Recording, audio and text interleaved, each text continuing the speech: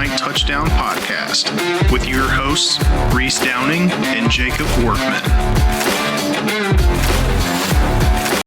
What's going on, guys? It is TNT Tuesday Night Touchdown Podcast, NFL edition. We are covering the NFC South today. With me, as always, is fine citizen Mr. Jacob Workman. Jake, what's going on, man? Oh, what's going on? We've finally seen an NFL kind of game on TV this year, which is nice. Getting closer and closer to the season starting. Yeah, assuming you got a chance to watch what little football we had anyway. Unfortunately, the game got cut short because of weather, but still fun to watch live football. I enjoyed the 2.5 quarters that we got to see. I think we talked about this kicking off the college episode, but the new kickoff stuff is still super goofy looking and it's going to take a while to get used to. But Brett Rippon looked not too bad in the 2 quarters that he played. Old Boise State guy. I think he went like 11 for 15 for 160 something, 3 touchdowns. So, yeah, overall it was a pretty fun game for it being a short-lived one.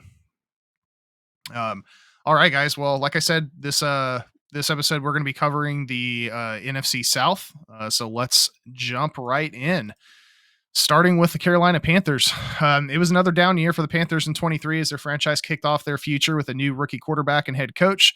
Carolina started the season 0-6, which is the worst start since 1998, and they were brought into the league in 95. So it's been quite a while since they started the season 0-6. Got the first win of the season in week 7 on a game-winning field goal, 3 seconds left. From Carolina's Eddie Pinheiro at home against the Texans.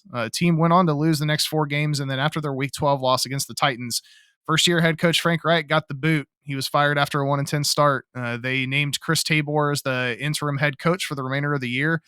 Tabor and the Panthers would finish the season going 1-5 for the final regular season of 2-15, worst record in the league and tying the franchise record for most losses in a regular season with the 2001 Panthers, who were coached by George Seifert.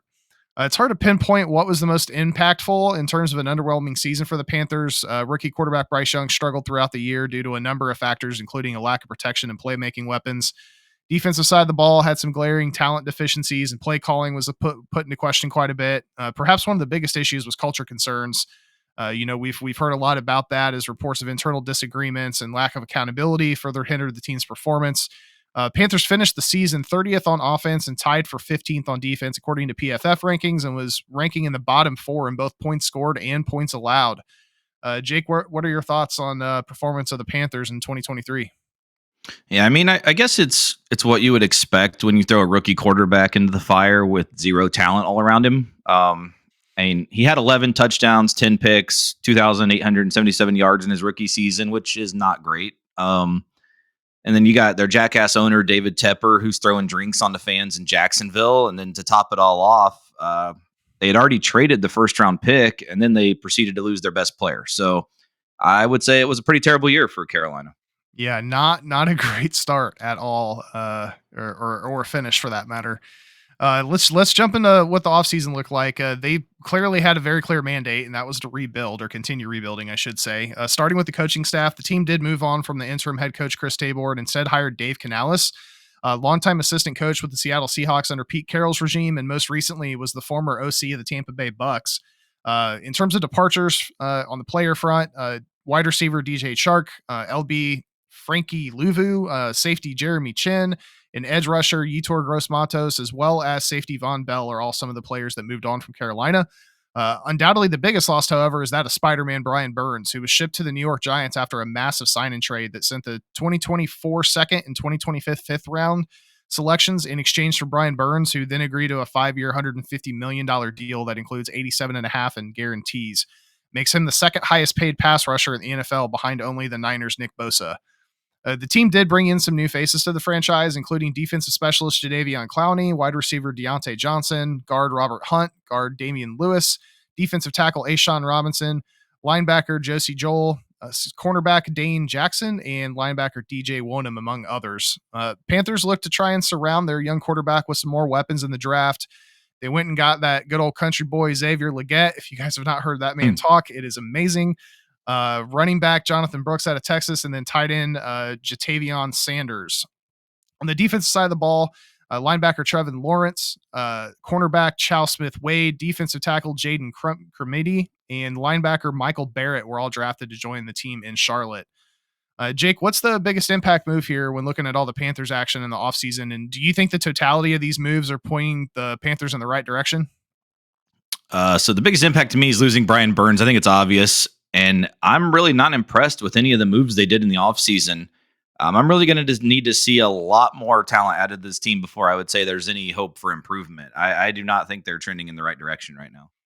Yeah, if you're taking a look at their depth chart here, Chuba Hubbard remains RB1 there. Obviously, they still have Bryce Young. Wide receiver room, I think, did get a little bit better. Deontay Johnson, Adam Thielen was a fantasy machine last year, so he returns. And then it looks like Xavier Legette's going to get the nod at the 3 spot.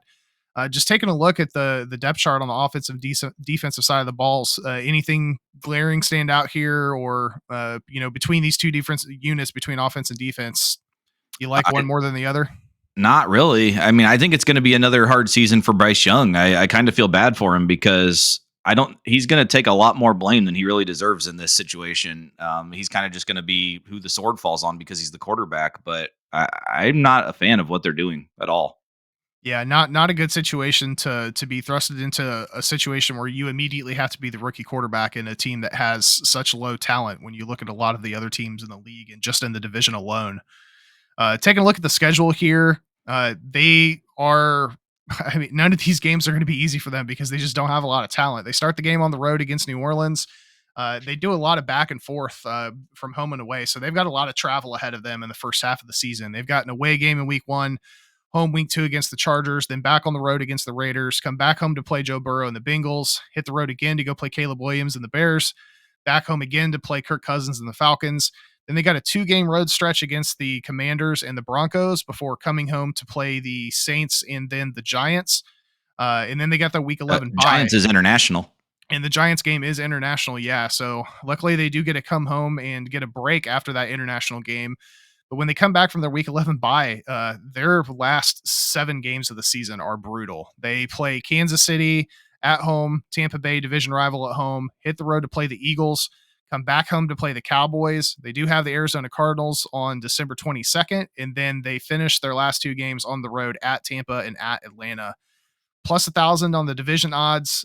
Win total 5.5 here, minus 124 in the over, plus 102 in the under. Jake, any games you're looking forward to here, and where do you guys have these, or where do you have these guys sitting at the end of the regular season? Yeah, so the 2 games that I kind of noted that I'm interested in are the 2 New Orleans games, and then when they do play the Bears on Sunday, October 6th in Chicago. I guess those are 3 games, but those are the ones I'm interested in there. Unfortunately, for fans of the NFC South or any of these teams, you're not going to probably be too happy with me during this episode. I'm going to say I know 5.5 is the win total. I can't get them anywhere near that. I had them winning 1 game. And the 1 game I had them winning was week 9 at home against the Saints. So I've got way under 5.5 and at plus 102. Yeah, I'm not far behind you. I've got them sitting at 2-15 at the end of the year. I've got 2 home wins for them, but it's going to be another rough year for Panthers fans. I just hope that Tepper gives Dave Canales more than 11 games, because it's going to take more than a season to get this team moving in the right direction. And having that coaching carousel happening consistently is going to make it difficult to, 1, to improve the team, and 2, to get big players to want to come play for Carolina because of the instability. So there's a lot of question marks in Carolina as they move into the 2024 season. Moving into the next team here, we have the Atlanta Falcons. First talking about their 23 season. It was another stale season for the Falcons in their 3rd and final year under head coach Arthur Smith. They started the season 2-0, their first since 2017. At first glance, the team looked to be fueled by a pretty strong running game and a defense that was showing some signs of improvement, but that honeymoon period didn't last very long. Inconsistent quarterback play from Desmond Ridder, offensive line issues in both the run and pass game, and some defensive struggles hindered the team from ever really finding their footing. Atlanta was still in conversation for both the NFC South crown and the playoffs through week 13 after they started 6-6, but they stumbled down the stretch and went 1-4 in their final 5 games. Falcons finished the season 7-10 for the 3rd year in a row under as many seasons under coach Art Smith, missing the playoffs for the 6th straight year. And one day after their 48-17 brutal loss in Week 18 to the Saints, Art Smith was let go. The Dirty Birds finished 18th on offense and 11th on defense in PFF rankings, but they finished 26th in points scored and 18th in points allowed. So a lot to uncover there. Jake, what are your thoughts on the Falcons in 2023? So going into the season, their schedule was actually deemed the easiest schedule in the NFL. They looked good. They started 2-0. They beat Carolina and the Packers. Then they played the Lions. And that's kind of where the rude awakening for their season started. It continued pretty much the rest of the season after that.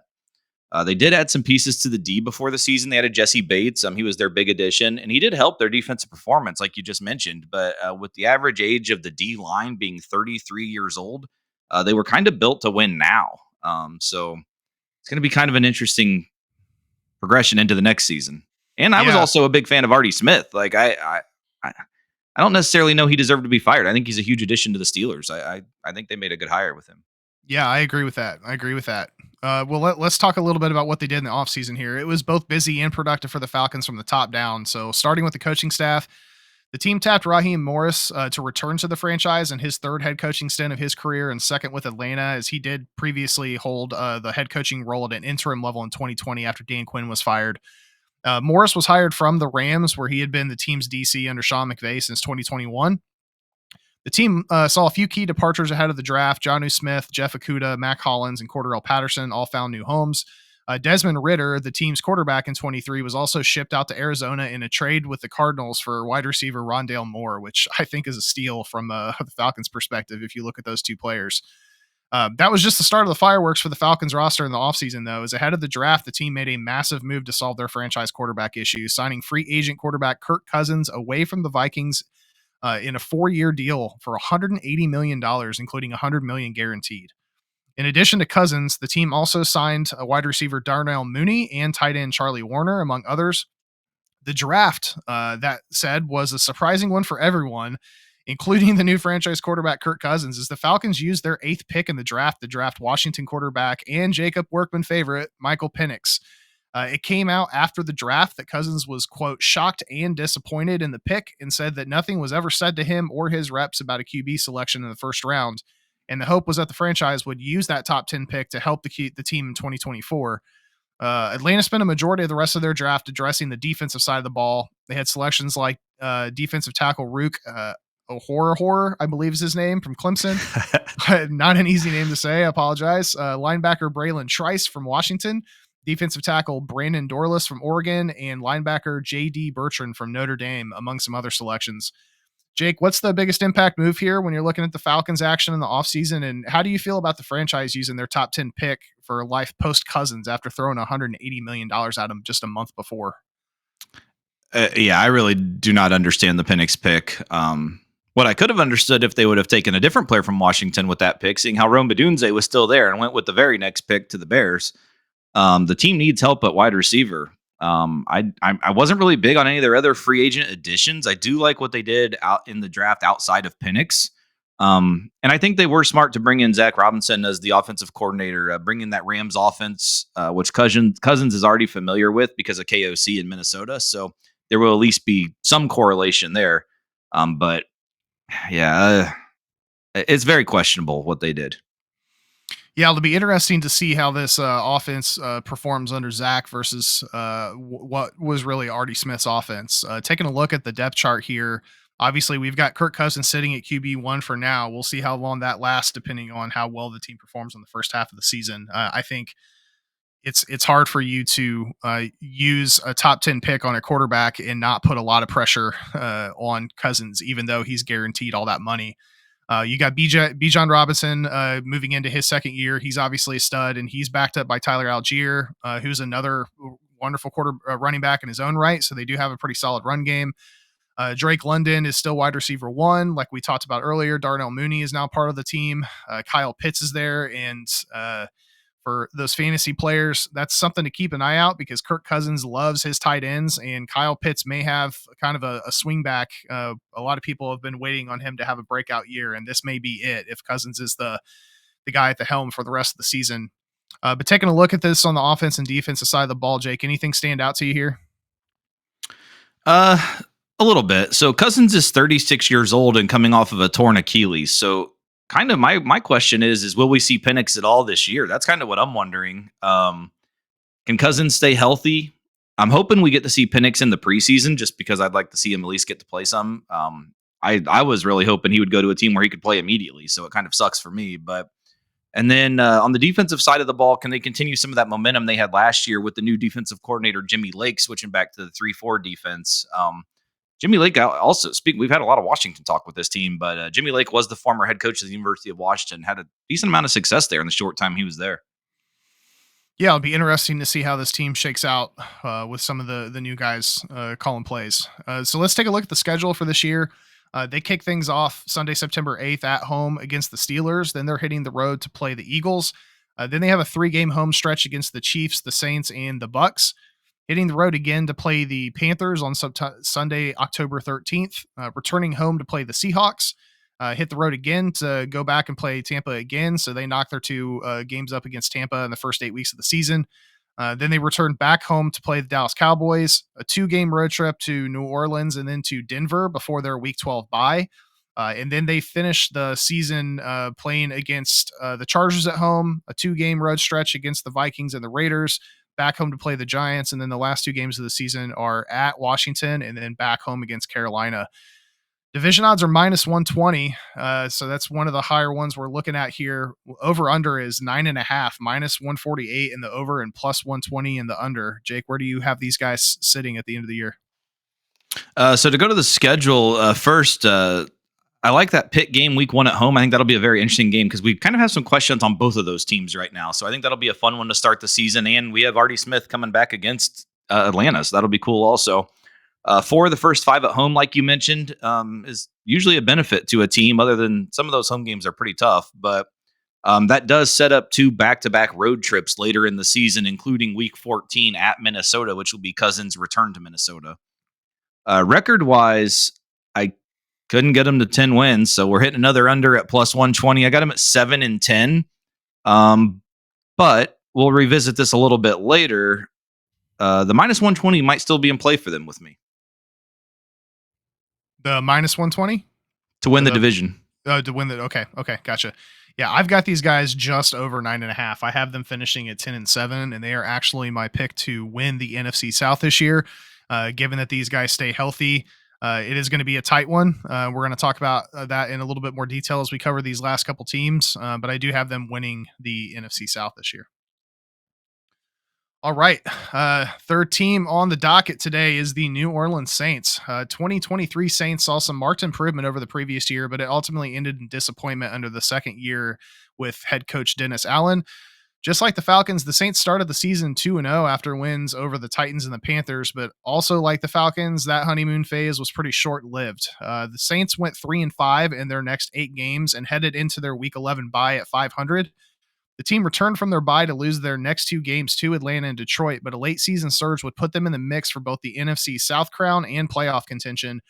New Orleans went on to win 4 of their last 5, finishing the season at 9-8 with a dominant win against division rival Falcons. That landed the team tied for the lead in the NFC South, but due to the tiebreaker with Tampa Bay, they were unfortunately mathematically eliminated from the playoffs, making it the 3rd straight year the Saints were out of the postseason. The team did battle through some injuries. They had some lingering issues with Derek Carr, season-ending injuries to guys like Marshawn Lattimore, Michael Thomas, Eno Benjamin, Trey Turner, Malcolm Roach. That all did not help. But there are some positive things to come out of the season.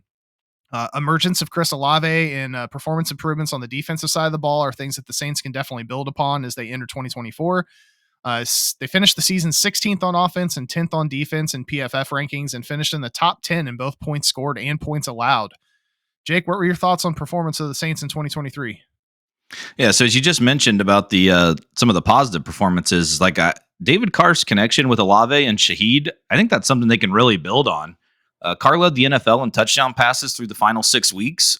He finished the year with the 6th best completion percentage, 10th most touchdown passes, and he tied for the 3rd best interception rate. The secondary played well. Lattimore was out the final 7 games of the season, and they still only allowed 2 300-yard passers down the stretch. The front 7 on D is where kind of the questions come in. They couldn't really get after the passer. They did finish at the 4th worst sack total and sack rate, or they couldn't stop the run. They ended with the 11th most rushing yards allowed per carry and per game. The O-line struggled also with the second fewest rushing yards per attempt in the league. So while there's pros, there are cons, and that's kind of why they finished the way they did. But I think that they could trend upwards. Yeah, I think they definitely addressed some of these issues as they moved into the offseason. So let's talk about that a little bit. It was definitely somewhat of a busy offseason for the Saints. Nothing too groundbreaking. Dennis Allen and Joe Woods both remain with the Saints, but the team did decide to make a change at the OC level, firing Peter Carmichael after 14 years with the franchise. Carmichael had worked closely with Drew Brees throughout his career in New Orleans and quickly found a new home with his buddy Sean Payton as the new senior offensive assistant coach for the Broncos.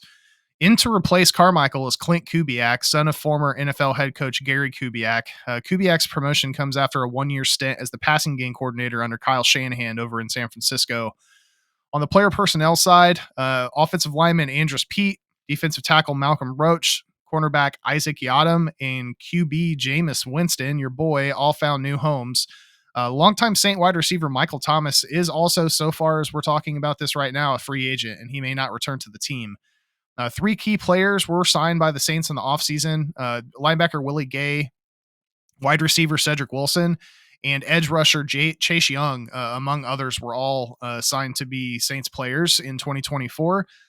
New Orleans made some solid selections in the draft also to help fill some significant voids. Starting with their first-round pick, they selected Talise Fauga, offensive tackle out of Oregon State. In round 2, they selected Alabama quarterback Kool-Aid McKinstry, who looks to play opposite of Marshawn Lattimore and creates a really tough 1-2 tandem in the secondary. The team also drafted quarterback Spencer Rattler out of South Carolina, wide receiver Bub Means out of Pittsburgh, and linebacker Jalen Ford out of Texas, among others. Jake, what are you looking at as far as the biggest impact move here? And do you think Kubiak's offense is going to help continue the improvements of the Saints offense that they saw last year versus 22? Yeah, I actually really like what they did in the draft, getting the O-line help and adding Kool-Aid with Lattimore. And then I think the addition of Kubiak is huge. He's going to bring in a more modern offense that you see from the Niners and the Dolphins. You're going to see the pre-snap motion every play pretty much. And that's going to open up some space for Kamara, Olave, and Shaheed, which only can help Carr in the end. So I think that I actually like a lot of the things they've done. Yeah, taking a look at this depth chart, obviously Carr still sits at the top. We still got Alvin Kamara here in the Saints uniform. I think there was a little bit of a question there going into the offseason, but he's still going to be in New Orleans. As you just talked about, this wide receiver room looks pretty good. Chris Olave, Rashid Shaheed, and Cedric Wilson is now going to be their slot receiver. Juwan Johnson returns, and he showed some flash last year at the tight end position. They solidified that offensive line a little bit more with the Fuaga pick, and he looks to be stepping into the guard position at the moment on the depth chart. Obviously, that can change before the season starts. On the defensive side of the ball, we talked about how they struggled a little bit to get to the quarterback. They looked to kind of fill that void a little bit by bringing in Chase Young. They've got some other key players here like Pete Werner, Demario Davis, Willie Gay, and then we already talked about how Kool-Aid and Marshawn are going to be the anchors at the cornerback position, and then we've got Honey Badger is still floating out there at the safety. Taking a look at these depth charts here, anything stand out to you? Really, the main thing was the little weak at linebacker. I'm not sure if they're going to be playing the rookie Jalen Ford early or when exactly he's going to start getting some playing time, but that was kind of my area of weakness for them. Fair enough. Well, let's take a look at the schedule this year. So starting their season off, they are going to be home playing against the Panthers. Then they hit the road the following week to play Dallas. Return home in week 3 to play Philly, and then they have a 2-game road stretch against the Falcons and then against the Chiefs. Return home for 2 games to play the Bucs and then the Broncos. Another 2-game road stretch against the Chargers, and then on the other side of the pond, or excuse me, the other side of the country to play the Panthers. Return home for 2 games to play the Falcons and the Browns before their week 12 bye.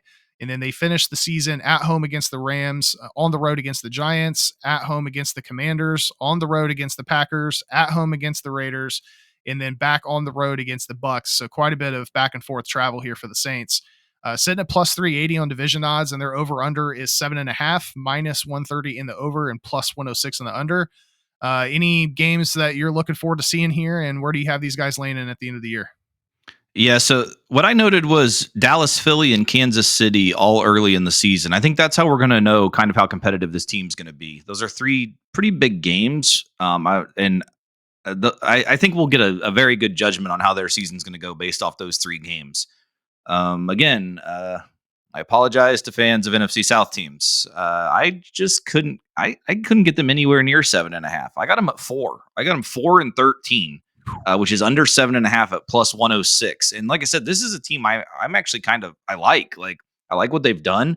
This kind of is like that NFC or AFC South episode we did where I was like, God, these schedules are a little tough, and that's why I have them a little bit too far under what they are. But even if they win 3 more games than I have them winning, that's only 7 wins, which is still under. So I'm pretty big on the under with this team. All right. Yeah, I am against you again on this one. I actually have them just over. I have them sitting at 8 and 9, so they're not plus 500. But I do like the way that this team is constructed. I'm excited to see what Kubiak's going to be able to do with this team as well. And I think they may take a step back from where they were at last year by a game, but I do have them in the over at 8 and 9. All right, let's take a look at the last team we've got here, and that is the Tampa Bay Buccaneers. 2023 Tampa Bay Bucs season was nothing short of a roller coaster as they moved forward in their first year after Tom Brady's retirement and into life with Baker Mayfield under center. The season started off well. The Bucs started 3-1 in their first 4, including wins against the Vikings, Bears, and Saints. What turned out to be poor timing was their Week 5 bye. The team went on to lose 6 of their next 7 games, albeit to some really tough opponents in Detroit, Atlanta, Buffalo, Houston, San Francisco, and Indianapolis. Dropping their record to 4-7 and on the outside looking in for the playoff picture. Tides turned in December, though, as Tampa found their footing at the right time. They won 5 of their last 6, taking the team from 4-7 to 9-8 after their Week 18 win over the Panthers. As we mentioned earlier, that left them tied with the Saints for the NFC South crown, but because Tampa owned the tiebreaker, it was the Bucs that got the nod to enter the wild card round of the playoffs after winning the NFC South for the 3rd year in a row. What many thought was a tough draw in the wild card round turned out to be anything but, as the Bucs hosted the reeling Philadelphia Eagles and dominated them throughout the entire game. They won that game 32-9 and ended up sending the defending NFC champions home. In their division round matchup, Tampa hit the road to face off against the Lions. While Tampa was in the game tied at 17 apiece entering the 4th quarter, 2 straight touchdowns from the Lions really sealed the deal. A late touchdown pass from Baker Mayfield to Mike Evans with 4:37 left in the game just wasn't enough. And the Bucs season ended at Ford Field with a 31-23 loss. A lot of positive pieces to the Bucs season, including Baker Mayfield proving that he can be the team's franchise quarterback, and a defensive performance that was relatively consistent throughout the year. While the team finished 21st in offense and 24th in defense in PFF rankings, they were top 20 in points scored and finished 7th in total points allowed on the defensive side of the ball. Jake, what were your thoughts of the Bucs in 2023? So most of what I'm going to talk about is that Lions game. They gave the Lions a hell of a battle in the playoffs. I mean, the Lions had to have some key 4th down conversions just to maintain the lead in that game. And the Bucs actually had the ball down 8 with a chance to tie at the 2-minute warning. And then Baker threw that interception to end the game. They were way better than most people expected them to be last year, led by Baker and Mike Evans. Yeah, they performed well throughout that entire game. You and I were chatting through that entire one, and it was a tighter game than what we thought it was going to be. I don't know if that Buccaneers mascot was floating around the sidelines, though. That thing is terrifying with those big bean teeth. We didn't allow him in Ford Field. Yeah. All right, well let's talk a little bit about offseason stories. So 24 offseason for the Bucs was about retaining their core and building depth. So starting on the coaching staff, Todd Bowles returns for his 3rd season as the head coach. Tampa's offensive coordinator Dave Canales was tapped as the new head coach for the Panthers, leaving a void at that position, and the Bucs filled that by hiring Liam Cohen, most recently the OC and QB coach at the University of Kentucky. Previous to his role at the Wildcats, Cohen has had experience with the Rams franchise along with some other universities. From a player personnel perspective, Tampa said goodbye to multiple players, including linebacker Shaq Barrett, center Ryan Jensen, wide receiver David Moore, cornerback Quandre Mosley, linebacker Devin White, and cornerback Carlton Davis, whom they actually traded to the Lions along with a pair of 6th-round picks in exchange for the Lions' 3rd-round selection. While the team didn't make a ton of moves in the free agency side, they did re-sign multiple key players to extensions, including Levante David, Chase Edmonds, Mike Evans, Will Golston, kicker Chase McLaughlin, safety Antoine Winfield, who they threw a franchise tag on, and then they ended up getting him for a 4-year extension, and then quarterback Baker Mayfield. New arrivals on the team include players like Sterling Shepard, cornerback Tavier Thomas, safety Jordan Whitehead, and cornerback Bryce Hall, among others. The team also did well at addressing some key gaps through the draft. They selected Graham Barton, center from Duke, outside linebacker Chris Braswell from Bama, safety Tyke Smith from Georgia, wide receiver Jalen McMillan from Washington, who I know Jake likes a lot, and running back Bucky Irving from Oregon in the first 4 rounds.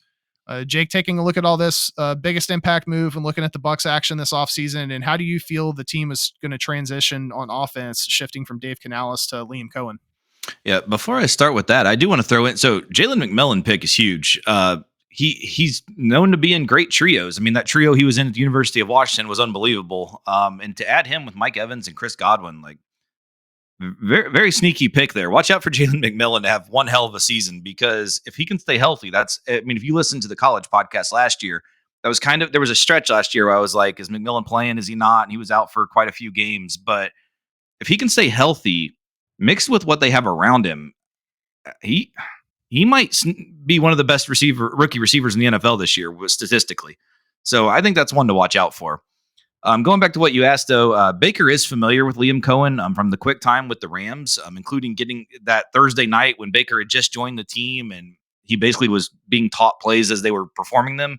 Liam was his OC then. So they know each other from that. Very good season together that ended up in LA. I really love what they did in the draft, but my question here is, did they lose too much? They lost a lot of guys. Yeah, they definitely. I mean, linebacker Shaq Barrett is not going to be an easy one. Replacing Ryan Jensen with Graham Barton. I mean, obviously Barton being a rookie is going to take him a little bit of time to get his feet underneath of him. But overall, I do like what they did. They did lose a couple pieces on the defensive side of the ball, though. And taking a look at these depth charts, I don't think their defense is quite as solid as it was last year. That said, Todd Bowles is a hell of a defensive coach, and there's a reason why he calls plays for them for that purpose. So I think that they're set up in a relatively good place as far as all that's concerned. Taking a little bit deeper of a look at this depth chart, Baker is surrounded by weapons, and I love the fact that they went out and got a guy that he is familiar with, and Liam Cohen. They're doing everything they can to set Baker Mayfield up for success here. Rashad White returns. He had a hell of a year last year. Killer wide receiver trio here with Evans, Godwin, and McMillan. Cade Otton is not a bad tight end by any means. They do have some decent pieces here on the offensive line. And again, just as we talked about, there's some solid pieces here on the defensive front. Vita Vea, obviously. Levante David's returning. Antoine Winfield's one of the best safeties in the year, or excuse me, in the league. But taking a look at the depth charts here, Jake, anything stand out to you that's super concerning? Yeah, it's kind of what you just said a minute ago. So I love the offense. The story of this season is going to be the defense. How do they perform? Yeah, for sure. We'll see what happens on how Todd Bowles can get these guys going. Let's take a look at the schedule. So they're kicking the year off at home against the Commanders, and then they immediately hit the road to battle the Detroit Lions in Detroit. Coming back home for a 2-game stretch to play the Broncos and the Eagles. Then they have a 2-game road stretch against the Falcons and the Saints. Back home for a 2-game stretch against the Ravens and the Falcons. And then they hit the road again to go play Kansas City. And then after their game against Kansas City, they return home to play the 49ers. So a really tough stretch there before their week 11 bye. And then they finish the season. 4 of their 7 games are road games. They're playing at New York to play the Giants, and then on the road again to play the Panthers, return home for 1 week to play the Raiders. And then the last 4 games are at the Chargers, at the Cowboys, and then home against the Panthers and home against the Saints. Division odds here, plus 310. Over under is 7.5, minus 150 in the over, plus 122 in the under. You've been teasing this a lot already today, but where do you have these guys landing by the end of the year? Yeah, so schedule-wise, I'm really looking forward to that Week 2 game at Detroit, another playoff rematch. It's going to be a fun one.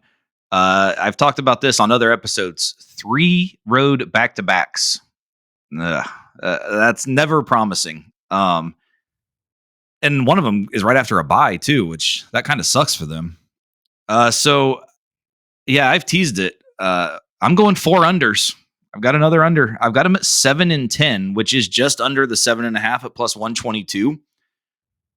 So that does tie them with the Falcons. I had them both 7-10. Due to the tiebreaker, though, I do have the Falcons still winning this division by tiebreaker. So you have the Falcons winning the division at 7-10. Yes. So all 4 teams in the NFC South are going to be under 500. Yes. All right. I have these guys in the over, but just over 1 game, similar to the Falcons or the Saints. I've got these guys sitting at 8-9. Like I said, I do have the Falcons sitting at 10-7, but I've got the Saints and the Bucs both sitting at 8-9. That does put them into the over. But to your point, coming out of that Week 11 bye is really going to prove things, because their next 5 games after that Week 11 bye are on the road, and even though 2 of these games are against the Giants and the Panthers, they're still road games. So Yep. it's going to be tough sledding for the Bucs this year. And it sounds like, according to Jake, for the NFC South overall. Yeah, it's going to be an interesting division to watch, because I don't have a lot of problem. Like, honestly, when I look at roster wise, I like this. I like the offense of the Bucs, and I like the offense of the Saints. And I picked the Falcons to win the division. So it's I don't know. This is going to be a very interesting division for me. Yeah, for sure. Well, I mean, to that point, I've got the Falcons winning the division at 10-7, but I have them only going 2-4 within the division. So it's going to be an interesting year in the NFC South. Let's take a look at some betting picks here. Just the same as we've done every other week. I just went through and picked 5 potential future bets that people may be interested in. Starting with the Panthers here.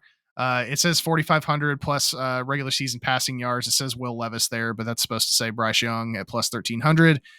Most regular season rookie receiving yards, Xavier Legette at plus 3,500. Team to score least regular season points, plus 800. JC Horn, 5+ interceptions at plus 400. And then worst regular season record at plus 800. Jake, I think I know which one you're going with here. Yeah, I mean, I only had him at 1 win. Plus, let's go worst regular season record at plus 800. Big money kicking it off. I like it. All right, moving on to the Atlanta Falcons. Most regular season rushing yards for Bijan at plus 1,100. Most regular season rushing touchdowns for Bijan Robinson at plus 2,900. Most regular season receiving yards, Drake London plus 3,000. Most regular season passing touchdowns, Kirk Cousins at plus 1,400. And NFC Championship winner plus 1,100. This one's interesting. Let's go. Let's go most regular season rushing touchdowns at plus 2,900 for Bijan Robinson. Yeah, when I look at these, that's the one that I think, from a money perspective, is the one that I wouldn't mind potentially throwing some dollars on, just because I know Bijan's going to get the rock a lot. All right, moving on to the Saints here. We have most regular season rookie receiving yards. That is not Brian Thomas Jr. I can't remember who's supposed to be in that position. Is it Jalen McMillan? Not for the Saints. Not for the Saints. Anyway, we'll skip over that one here. Ignore that one, guys. Yeah. Most regular season receiving yards, Chris Olave plus 3,200. We've got NFL defensive rookie of the year, Kool-Aid McKinstry at plus 4,000. Alvin Kamara, 5+ rushing touchdowns and 5+ passing touchdowns at plus 650. And then the last one we've got here, Saints beat Falcons twice at plus 430. Yeah, I like that one. I know in my prediction, I only had the Saints. I had them both winning at home, but I think that's the one I like. I think I'll take the Saints to beat the Falcons twice. All right. Last one we've got here is for the Bucs. These are all accurate, thankfully. Most regular season receiving touchdowns, Mike Evans plus 1,900. Most regular season receiving yards, Mike Evans plus 4,500. 4,000+ passing yards, Baker Mayfield at plus 270. Make the playoffs plus 152, and Bucs beat Saints twice plus 240.